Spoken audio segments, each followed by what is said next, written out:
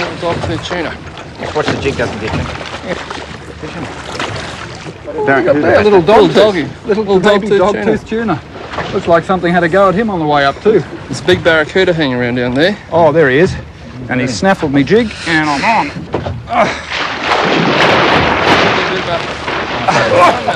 Bugger up my line. He comes down my line, it'll be crank. Getting him off will be a trick. Sails on. He's going to get me.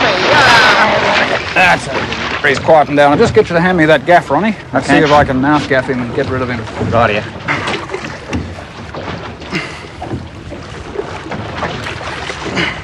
Here. Right. Nice little trout. Okay.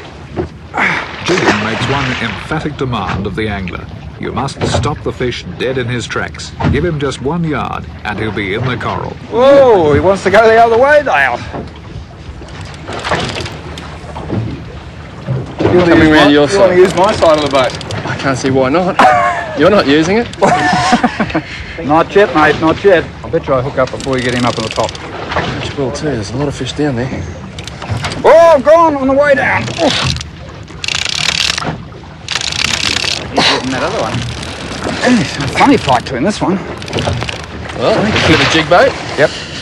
Oh, red bass. The Barrier Reef is famous for its huge variety of fish, which means it's not unusual to catch something new. Funny looking sweet lip with yellow lips. Almost a job fish. Maybe he's a hybrid. Haven't seen one like him before. A variegated emperor and a good table fish according to the book. Jig fishing is tough on tackle, and quality gear is a must, especially when you hook something that can pull. This one has, yeah. Maybe it's just that I'm pulling him.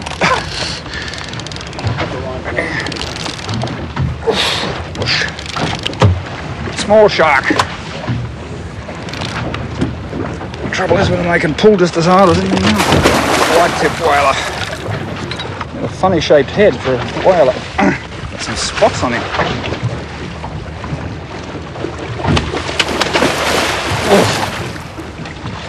Now what?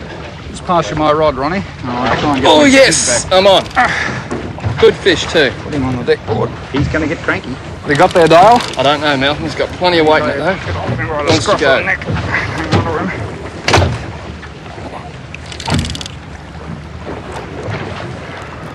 Looks to me like a shark. Oh, they're a difficult thing to get jigs out of. There it is. Hey, you can go back in, mate. Well, I'm happy. I'll take your jig back. Funny looking shark, that one. Our double hookup on sharks was not good. Usually when they move in, all you catch from then on is a succession of kills. Can you give us a hand here, Yeah. Ron? Give Can us you a just rod hold over the rod? And I'll... Another problem with sharks is that of getting your jig back, while at the same time keeping all your fingers. Yeah, just got to try and get the hooks out. When there's a choice between fingers and jigs, sharks get to keep a lot of jigs. I think the best thing is just to cut the jig out of him, Ron. Righto, mate. Yeah. Well done. There we go. And he can swim free.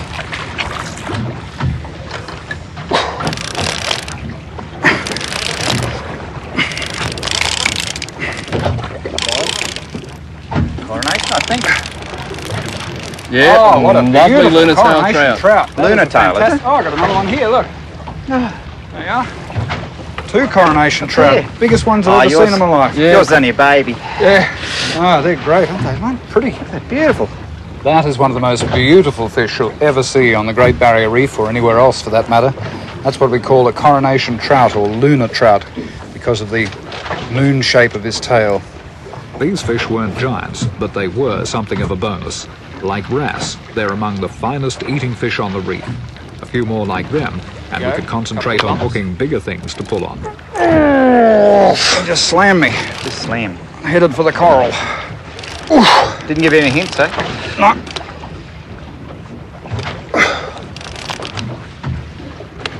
One right. Going down again. Looks like a good fish. Yeah. Oh. I hope he's not a Noah's Ark either. If you could do this often enough, it'd be better than working out in a gym or going for runs, as far as physical exercise is concerned. So you get hold of this heavy string and a fish right down there on the bottom. Have to pull him straight up. They make you work, all right. Oh, he's a monster, isn't he? Yeah. He's a proper one. Monster trout. Oh, Holy tooly, get that biggest gap. trout I've ever seen in my life. Oh, Nice trout. Real good trout. it was so big and so wide, I thought he was a big red bass. Told you. Monster trout. Oh, lip gap him if you can. Nicely done. That'll go on the way up, He's a too. good one. Good trout. Yep, big that is trout, one of the isn't best trout that I've ever seen. And that's what jigging on pristine places on the Great Barrier Reef that have never been fished before is all about. Fish like that. Here's a beauty. It'd be about 30 pounds, I guess. Around about that stamp. It's too heavy for me to hold up any longer anyway. Put him on the deck.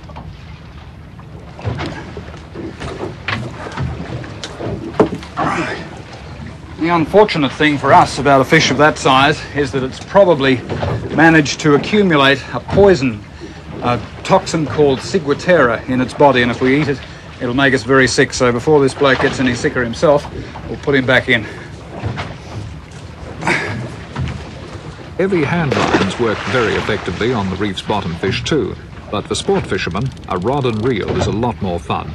A short, powerful rod is the way to go, and you'll need about 15 pounds drag pressure on the reel if you're to win most of the time.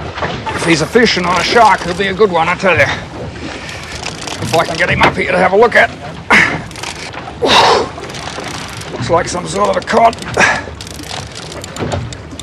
Yeah, big cod. That's some sort of a cod. Big flowery. Old bucket mouth, eh? Come up here, fella, let's have a look at you. Oh, yeah. Whew. One of the smaller cod from the Great Barrier Reef. A flowery cod, around about 35 pounds. Or a cod down there about 350 kilos. If we get involved with any of those, you won't see them. We won't be pulling them up here on our tackle. Jig fishing also demands a practical line strength. Here, 30-pound line is a minimum, and sometimes that doesn't seem like enough. It's still going. Yeah, you've still got him. And on away. Whack! Hold the bus! I think I've turned him. Oh, hang on to him, mate. I just got this bloke just off the bottom and that's it. Yeah, same here. Whatever Ron had hooked had him in big trouble. He's enormous, this thing. Well, keep him coming, Ryan. Now you've intrigued me, I want to see him. That's it, mate. Stay with him. The bottom's not that bad, so keep him up. Oh, rippers of fish. If they're fish. There's a point with jig tackle where you stop winning, and no more graphically is it demonstrated than when line is torn off the spool under 15 pounds of drag pressure. They're good fish, aren't they? They're going in here. Horses. Dale's hooked up too. Yep. Well, you never know. It's a red bass. Big Noah chasing him. Yeah, two of them. I got a shark on here. What I've got, I'd say. Dale's got nice red bass. There's just heaps of sharks. Everywhere. How you going with yours, Ron? You moving off the bottom or? No, he's moving along, but he's not getting far at the moment. I think I'm gaining even. Thank you, guys. I'm glad all you blokes have finished anyway. Whatever Ron's fish turned out to be, if he won this battle, it would be a great way to finish a jig session. Excellent fish. There you go, shark. You can disappear. Come on. That's the way, Ronald. Nearly over for both of us. It's a big potato cod, mate. Brilliant. Gap him carefully in the mouth, in the lower mouth. Bring him up, have a look at him, and then let him go. You right? It's a very dark potato cod. He's a very heavy potato cod. Oh, he has to be 100, Ronnie. 120 pounds. You did well to pull him up on 30, mate. He's a big one. Oh. God, he's big, isn't he? Look at the size of that mouth. Take Have a a look bucket down down there. there. Look at that. It's unreal, isn't it? Yeah. Away you go, big fella. Tickle on the tail. And he's away. He's away, yeah, Yep. look at that. A little bit confused, but he'll be okay. The Great Barrier Reef is an incredible community of diverse life forms, all living in a wonderful and sometimes baffling array of relationships. A sort of three-dimensional living tapestry, dovetailed and woven together, sharing everything: food, space, and time. And basically all that's organized into two shifts, a day shift and a night shift. And to see what happens down there at night is nothing less than spellbinding.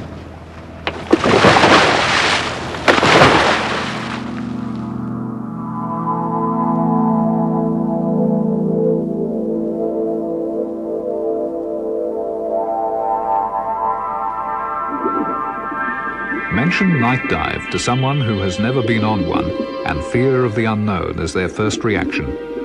Ironically, however, the reef at night exudes a special type of calmness, a slowed-down sense of security, as the activity of the day shuts down and the night creatures take over. True, there are hunters at work down here now, but the impression is of life forms in slow motion, a time for the small and vulnerable, the light-sensitive and the brittle creatures, to venture from their holes and crevices.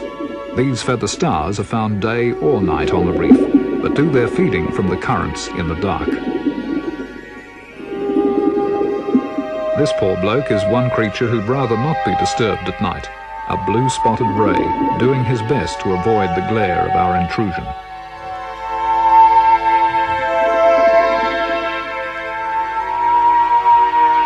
Many fish of the reef prefer to sleep, or at least hide themselves away at night, but those that are about seem strangely a lot more approachable than they are during the daytime, like this Moorish idol.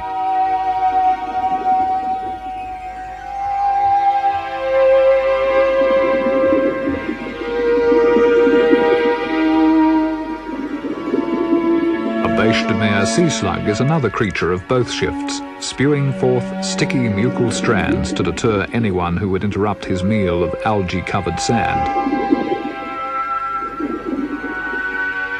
During the day, this fellow stays put in his limestone hole in the reef.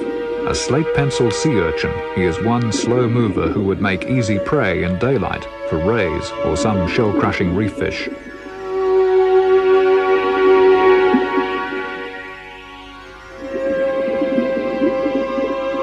Many hard corals extend their soft feeding organs only at night, while the spiral tentacles of this tube worm look like a host of tiny disappearing blue Christmas trees. Just around the corner, a spectacular zebra or firefish moves almost as slowly as the feather star and dines on tiny fish he hoodwinks with his florid deception. Reef night diving holds a very special fascination. If you get an invitation, don't back away from it.